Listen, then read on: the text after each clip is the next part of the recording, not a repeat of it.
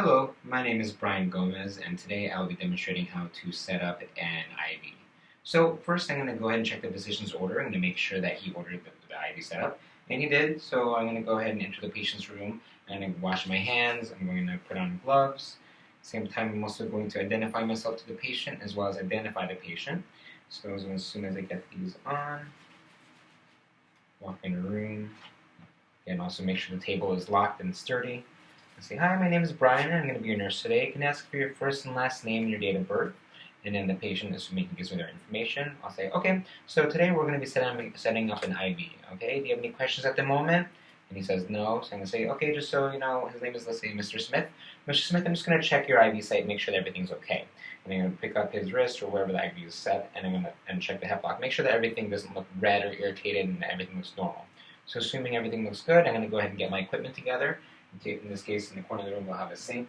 And so first I'm going to get my IV bag as well in its container still, and also its primary tubing here. So I'm going to go ahead and assess the IV bag and take it out of the container. I'm going to make sure that there's no particles or anything floating in here and that the expiration date is good. I'm also going to label this the correct date and time, and also medications obviously listed in here. And that's not a medication, that's IV, but just date and time table to make sure everything's on here. So that's labeled.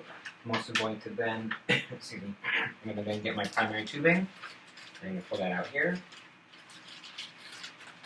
And again, you don't want the ends to be touching anything unnecessarily. You don't want to contaminate anything or contaminate the IV line. So we have the part here that goes into the port, and also this part that goes into the IV bag, the spike. So just want to keep that in my side of view. And then I'm going to go ahead and get my IV bag, and go ahead and remove that. We're about to spike this. Now again, this area here is going to, the blue spot is going to be sterile. But for validation purposes, once you remove this, we can go ahead and also scrub that with alcohol or an alcohol wipe for about 15 seconds or so. But in the real world, it's going to be sterile. So once you remove that, we want to make sure it doesn't touch anything else. If this IV bag was set up in such a manner that we can squeeze air out, we would, but this one isn't because it's new. And so we're just going to go ahead and remove again, we don't want to be touching unnecessarily anything else. We're going to remove the spike of the tubing, and we're going to go ahead and put it into the end of the IV bag. So that's inside there. I'm going to go ahead and put down the cap. So I'm going to go ahead and hang this up. And again, we're keeping this in the line of view above our waist. We want to then hang this on the IV pole, and then we're going to want to go ahead and just squeeze about half, make the chamber about half full. And we're priming the line right now. So once we're priming the line, this would have been locked as soon as we took it out of the bag, but just make sure it's locked. If it wasn't, it'd be leaking solution out right here. But now we're going to go ahead and prime the line. And so I'm removing any air bubbles. So I'm going to go ahead and the top here, at the end, we want to make sure that we unscrew it. We can either unscrew it all the way or almost all the way. And again, I don't want to remove it completely just because the more you expose it to environment, the more there's chance of contaminating it. So I'm going to go ahead and open the line. I'm going to try to get some saline solution out into here. And immediately I can already see it dripping. So I'm going to check the line as well, make sure there's no air bubbles.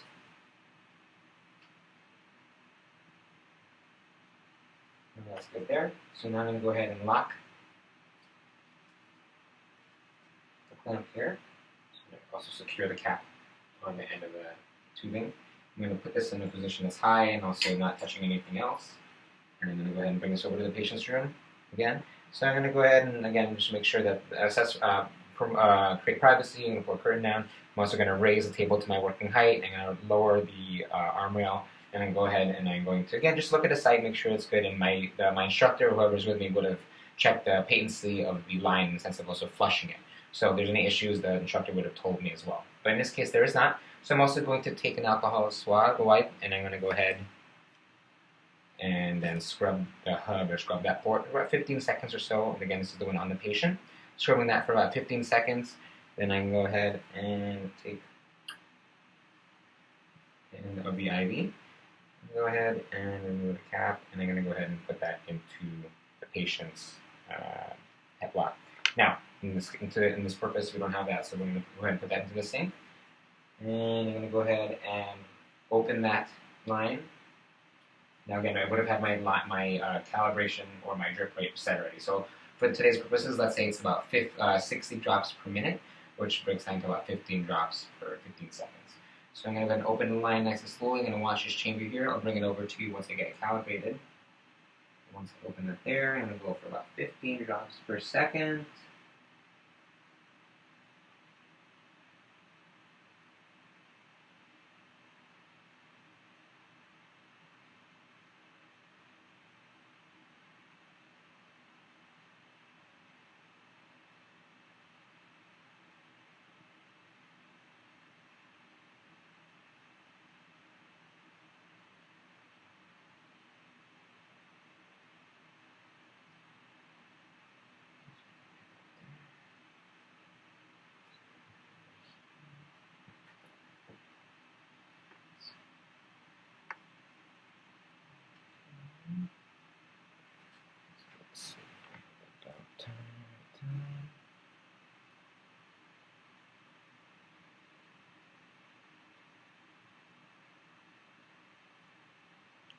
Still a little bit fast.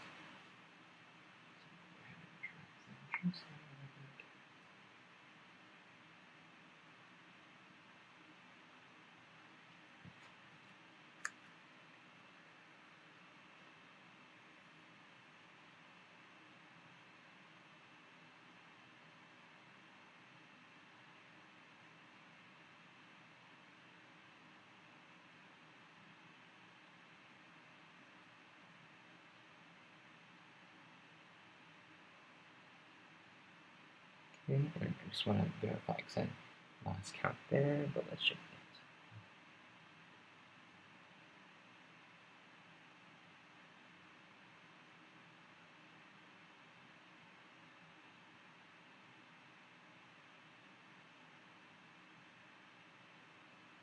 Okay, now it's about 15 drops, so there's 15 seconds.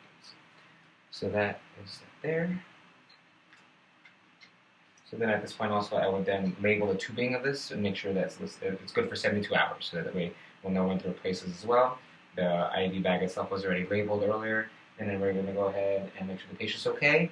They're okay, so I'm going to go ahead and lower the table. We'll put the armrest up first, lower the table completely as well, and I'm going to make sure they're okay, put the call button with them, and I'm going to go ahead and then leave the room. I'm going to then document the time, the drip rate factor as well, the drip rate that I put the pump as well, so with the calibration as well. So I can leave the room, wash my hands, and do the perfect documenting, and that is how you set up an IV.